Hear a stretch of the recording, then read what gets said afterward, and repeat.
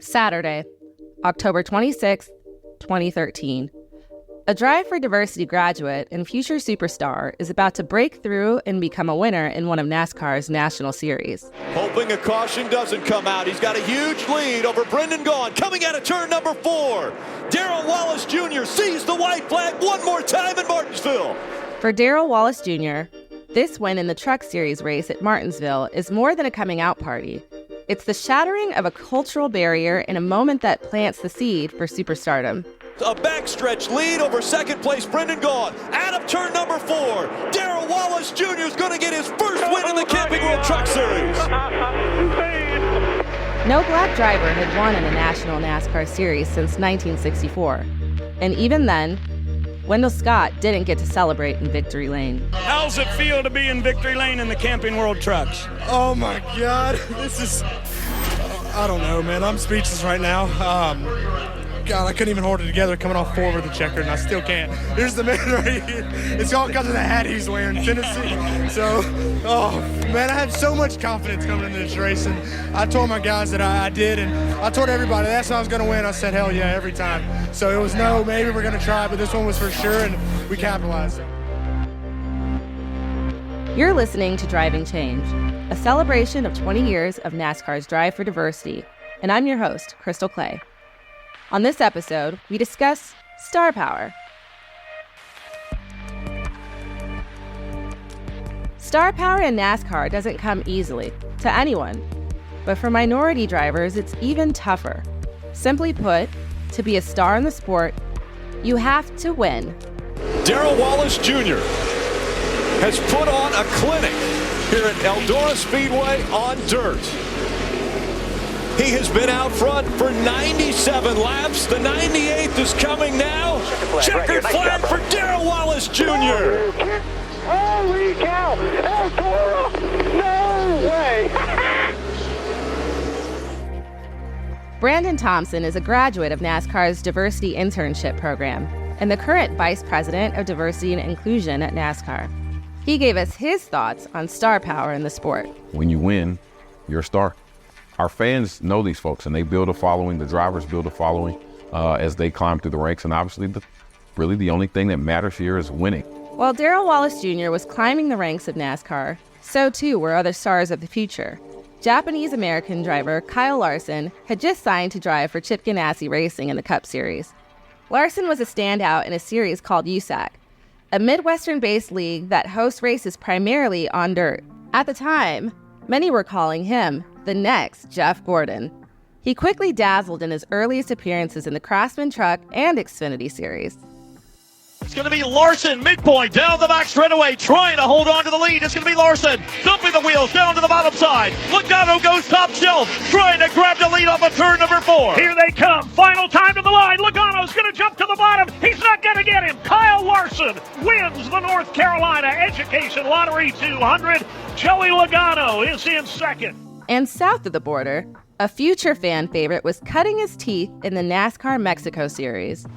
Recalcamos, gente, que sale la bandera blanca, que es la última vuelta de esta competencia, fuertemente y bien competida, y aquí se va, la bandera blanca está una vez más presente, y ya se viene la bandera a cuadros en estas 119 vueltas completadas, y vemos un final, sí señor, fabuloso. Daniel Suarez se lleva la competencia en un final de fotografía, señoras y señores. ¡Qué batalla!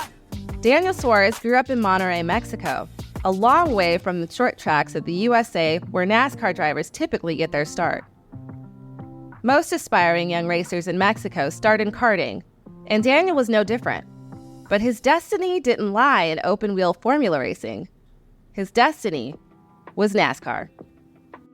When I moved to Charlotte, North Carolina in 2011, I was really looking at opportunities, looking for a sponsorship to be able to run in the Cayenne series, now the ARCA series. At the same time, I was racing in Mexico, so I was just trying to find support and find opportunities. And by the end of the year, I started to learn more about the diversity program. I didn't know that existed until I moved to the United States. So I started to learn more and more about it. And by 2012, I was traveling a lot. I was on the edge of really going back to Mexico. And I thought to myself, you know what, I need to give a shot to this diversity program, see how it is, how it works. And in the middle of the year, I started to learn more and more about it. I applied to be part of the Combine, and I went to the Combine at the end of 2012. And I was part of the program for 2013 and 14. It's important to mention for myself is that at the time I didn't speak English. So at the time I could not inform myself, I could not talk to people. Like my communication with people from NASCAR was very, very minimum because I couldn't speak. So even if the NASCAR had a full article about NASCAR Drive for Diversity in English, I couldn't read it. So it was a little bit difficult for me to really understand. I remember that there was a group of NASCAR Latino in NASCAR that I became friends with, and at one point they talked to me about it and they mentioned to me about it, and I was like, you know what, that's something that I really need to explore, and that's kind of like how everything came together. But if you think about it, I didn't look for the program until a year after I moved to the United States. After winning 11 races and finishing runner-up in the 2013 NASCAR Mexico Series Championship, Suarez was hired at Joe Gibbs Racing for the 2015 Xfinity Series campaign. Daniel quickly found success, winning the 2016 Series Championship. Daniel Suarez brings his Toyota off from turn number 4, flashes down the front straightaway. Daniel Suarez wins the Ford EcoBoost 300, and he wins the 2016 NASCAR Xfinity Series Championship. Among Latino NASCAR fans, Suarez is by far the most popular. His fans call themselves Daniel's Amigos, and they are some of the loudest and proudest fans in NASCAR today, as heard in this impromptu pep rally from 2019, complete with its own drumline.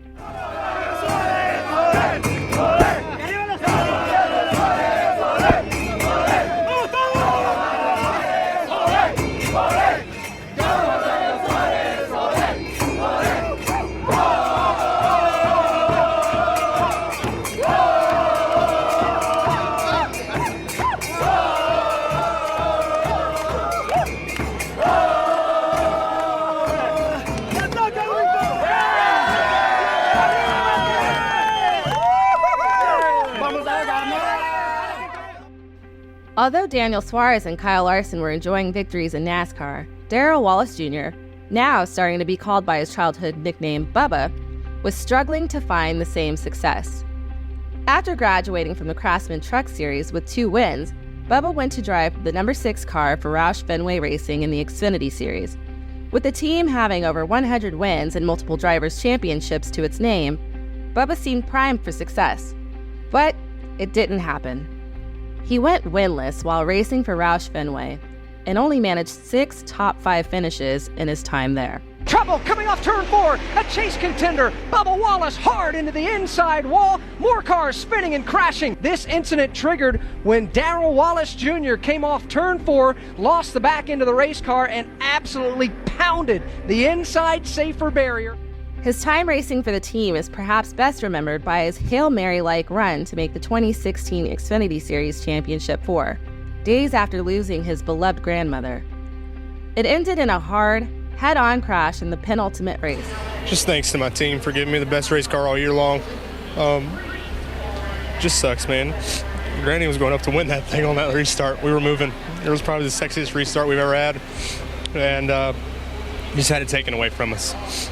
Man, it was a long shot to get in the chase, but to just have a good race and get a good finish, we need one. We've had the luck so long this year, and it's just so hard. So, I can't thank my granny enough for giving me that ride because it was fun. In 2017, Roush Fenway Racing suspended operations of the number 6 Xfinity Series team, and Bubba found himself without a full-time ride. He would piece together a season by filling in for injured drivers and taking short-term deals with smaller teams. Wallace moves up to block. Wallace inches from the wall, down to the line. Bubba Wallace for MDM Motorsports wins at Michigan. A shock win at Michigan and his return to the Craftsman Truck Series brought his career off life support. 2017 definitely hasn't been the year that Bubba Wallace planned for back in February. His Xfinity team had to suspend operations in late spring. You subbed in the 43 car, Eric Almirola's car and Cup, but today you get victory in the Truck Series. How sweet does this taste? Oh, it's burning my eyes right now. It's so good. Oh, God, this is so cool. Thank you. Yeah, it's fine. God, it's been so long since I've been in victory lane, and I try to hold a positive mindset over it, and everybody in my family knows it eats at me every day, and emotional victory lane for sure. First time back in 3 years, so it's so cool. Soon after, Bubba signed a contract to drive for the team bearing the name of NASCAR's most legendary driver, Richard Petty. And they'd finished second in their first race, the 2018 Daytona 500. Now, if you've ever wondered what Daytona means to drivers and their families, take a listen to this emotional moment from the post-race press conference. Yeah, absolutely. I got lost out there. Man, you did that thing, baby.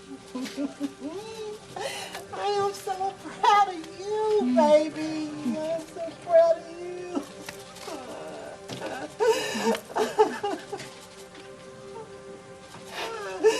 You have waited so long, baby.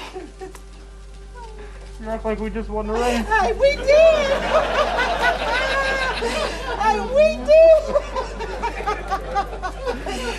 We did win that race, baby. We did. I love you. I'm so proud of you. Thank you. Love you. God dang it, Mom. Where's my sister at? Brittany. Might as well get them all out of the way, right?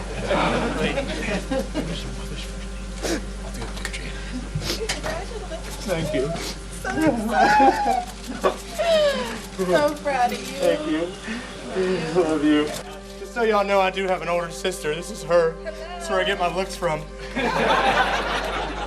Oh, I love you. Oh, Jesus Christ, Mom. Come on now.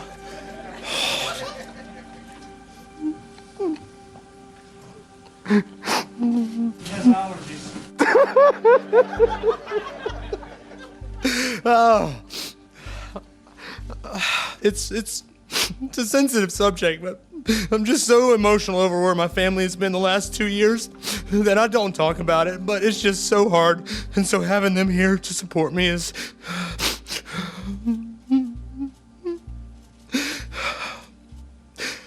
Pull it together, bud. Pull it together. You just finished second. It's awesome.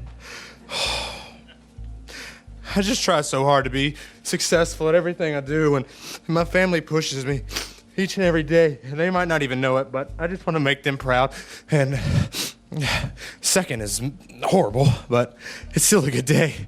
But yeah, I just love my family, and having everybody here, from my mom, my sister, my uncle, everybody here just means a lot. This result would be followed by flashes of brilliance, but victory lane still proved elusive. 2020 was a pivotal year for the sport and the nation. On an individual level, it was also a turning point for 3 of NASCAR's Cup Series drivers, Larson, Suarez, and Bubba. Daniel Suarez struggled in the number 96 car for Gaunt Brothers Racing, failing to qualify for the Daytona 500 and facing frequent mechanical issues. Kyle Larson sat out for most of the season, following a suspension handed down by NASCAR for violating the member code of conduct after using racially insensitive language on a live stream. Meanwhile, Bubba Wallace found himself at the forefront of national conversations about race, skyrocketing to fame for reasons that don't involve driving a race car, at a time when tensions in the U.S. had reached a boiling point. But on track, there was no denying his talent and tenacity. 2020, I think, was certainly a line in the sand for NASCAR's business and for what it meant for the inclusion efforts. And so I think that they're one and the same, but I also think in a lot of ways they can be separated. So I think that the momentum that NASCAR was able to have coming into 2020, obviously after everything was shut down, being able to innovate and come back with iRacing and then come back to be the first sport in person. I think all of those things were obviously important and had people across the business landscape looking at NASCAR differently than they had in the past. But I think that the stance that we took on social justice, during that time, the banning of the Confederate flag, those types of things really opened folks' eyes to the fact that we were thinking differently, not only about our sport as it related to what was happening on the racetrack, but about our business again. And so I think that it really helped us to become at the forefront of people's minds in terms of what this spectacle of NASCAR is and what it could represent. And it's almost like people were kind of sitting and waiting to see where we would land and where we would end up because of some of the positive momentum that we already had. And so it was great to be able to sort of couple those things. I certainly think it was a 1-2 punch, if you will, in terms of a few different things coming together that sort of propelled us forward. There's NASCAR pre-2020, and then there's NASCAR, what we're doing moving forward, and that the future is really exciting. As Kyle Larson, Daniel Suarez, and Bubba Wallace emerged on the other side of a very trying year, all three found themselves in new places. One with the tried and true dynasty of the sport, and the other two at brand new organizations teeming with possibility. Kyle Larson would be reinstated by NASCAR after fulfilling the requirements set by the sanctioning body and taking, quote, several voluntary measures to better educate himself so that he can use his platform to help bridge the divide in our country. He would rejoin the Cup Series with Hendrick Motorsports, one of NASCAR's winningest teams. Daniel Suarez joined former driver Justin Marks' Trackhouse Racing with ownership from pop music star Pitbull. With his newfound stardom, Bubba Wallace secured a seat with the brand new team, 2311 Racing, co-owned by Cup Series star Denny Hamlin and basketball legend Michael Jordan. We'll see what Bubba's made of this year. He's going to have good equipment. He's going to come out swinging. We know he can run really well. Still under a lightning hold, but the last shower has taken us out. With the video review, the 23 is the winner. That is official. No way. Yes! No way!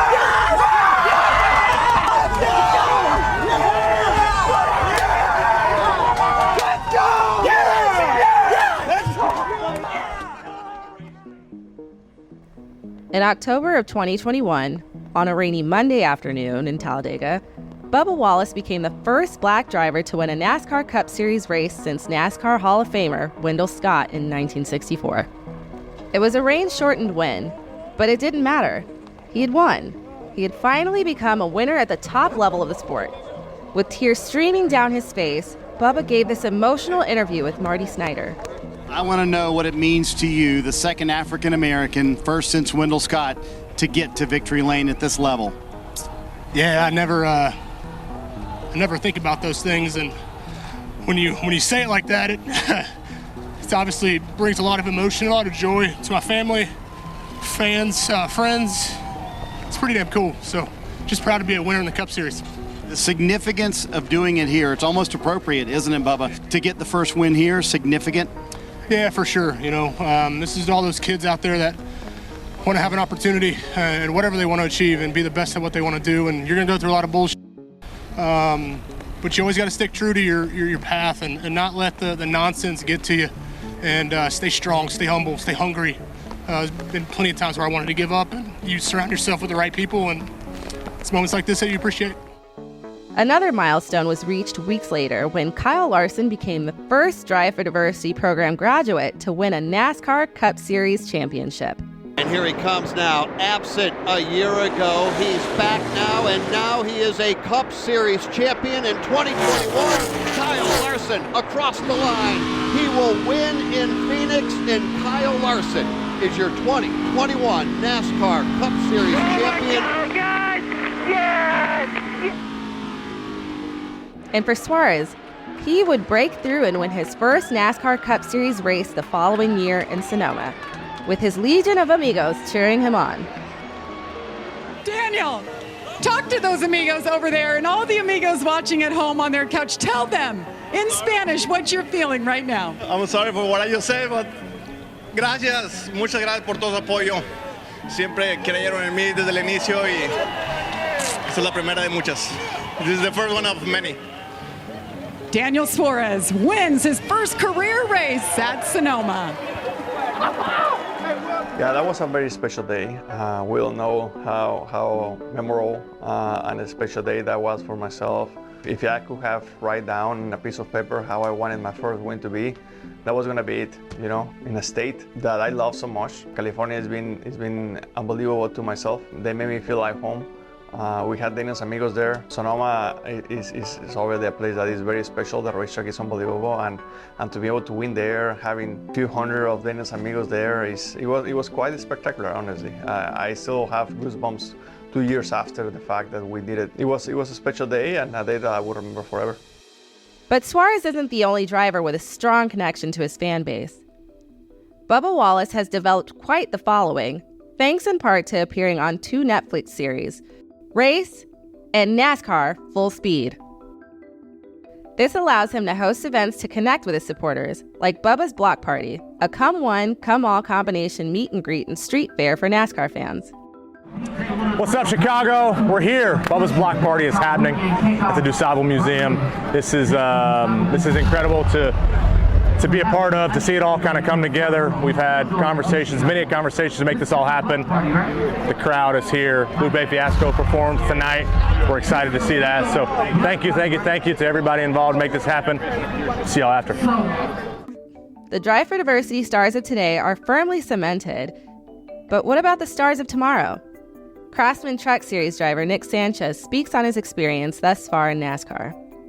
It's a huge deal for NASCAR and rev racing, and I think it's really important, you know, to be committed to the diversity side. And I feel like bringing people from backgrounds and cultures that you don't normally associate with racing. You know, even myself, right? You know, being from Miami, you know. You talk about drivers, I would say, you know, the Hispanic Latin drivers are not only, you know, diverse background-wise and culturally, the racing we do. I mean, I did not want to do NASCAR. I had no ambitions to do NASCAR because I was down a whole nother path. So I feel like you bring people from racing backgrounds that are totally different than NASCAR, and I feel like that's another aspect that a lot of people don't realize.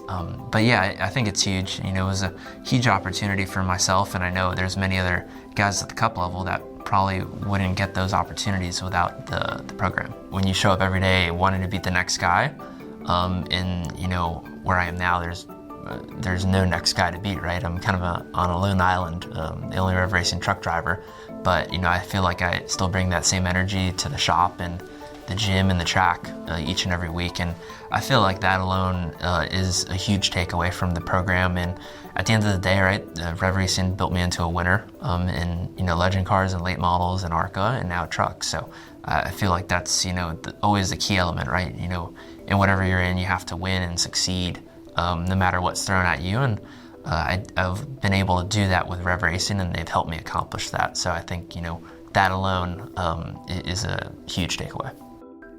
Earlier in 2024, Nick Sanchez became another Drive for Diversity graduate to win in the Craftsman Truck Series when he won the season-opening race at Daytona International Speedway, the sport's most legendary venue. And Nick Sanchez climbs out of his Chevrolet in victory lane at Daytona International Speedway. The crew is absolutely losing their minds. Nick, wow. You finally did it. Victory lane in the Craftsman Truck Series. What does it mean to do it at Daytona? It's huge. You know, we spent all the last year trying to get a win, and I knew coming into this year I had to, right? What better race to do it in Daytona? And honestly, out of every race I was going to do it, this would have been the last one, but I'm happy it happened. It's awesome. The emotions of the Daytona win, right? You know, I think you take the program of racing, everything aside, right? It's winning as a driver. It's your first win, and it's definitely a lot more rewarding and sweeter when you come so close last year. You know, last year, my first year, I did everything but win, and I had been so close so many times. So you just got to keep on that path and doing what you've been doing, and eventually it's going to happen. And in Daytona, it happened, and you know, that emotion first and foremost was amazing. And then you kind of rope in the fact that, you know, it's with Rev Racing, the, you know, D4D alumni, you know, it's huge for them. Rev Racing's first national series win, you know, there's so many firsts. So I think if you take away the driver winning side and just, you know, really looking at how I got to that point and how Rev Racing's been with me, I think it's amazing.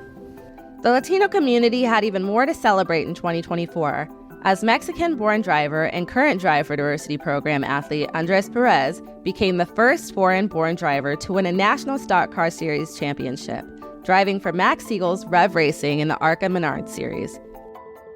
Well, I think it was a great year overall.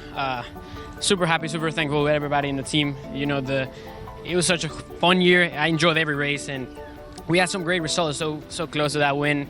I just left everything today. I really wanted that, but it is what it is. The championship is the greater thing, and yeah, we got it. Super proud. It's just a great accomplishment for me. Now I want to bring in your team owner over here, Max Siegel. Max, come on over. You and your team, your drivers finished 1-2 in the point standings. They have a great relationship as friends and competitors. How proud are you of everyone on this Rev Racing team? I don't think we could be any prouder than we are. It's a complete, total organizational effort to support them every week, day in and day out. Matt Booker, the competition staff, our partners, Chevy NASCAR. We couldn't do it without them. I'm so proud of Andres and LeVar. It's just great to see. And second in points, another Drive for Diversity athlete, LeVar Scott. Also in 2024, yet another Drive for Diversity graduate became a winner in the Craftsman Truck Series when Caribbean-American driver Raja Karuth scored his breakthrough win at Las Vegas Motor Speedway. There's a responsibility, I feel, for myself to continue to bring the sport to our culture. And I think it's special because, I don't have to front or act a certain way. Like, I'm just being myself. And that honestly makes it easier for me. I don't have to do anything special. It's not fake. It's not a front or anything. And it's special because I think the sport is something that is an equalizer from this perspective of it's co-ed. And if you have the skill, if you can make your way into it, you have the skill, you have the passion, anybody can do it. For those reasons, and from honestly how cool it is, I want to continue to take away the stigmas from it and bring it into really into our culture more. Today, diversity in NASCAR is stronger than ever.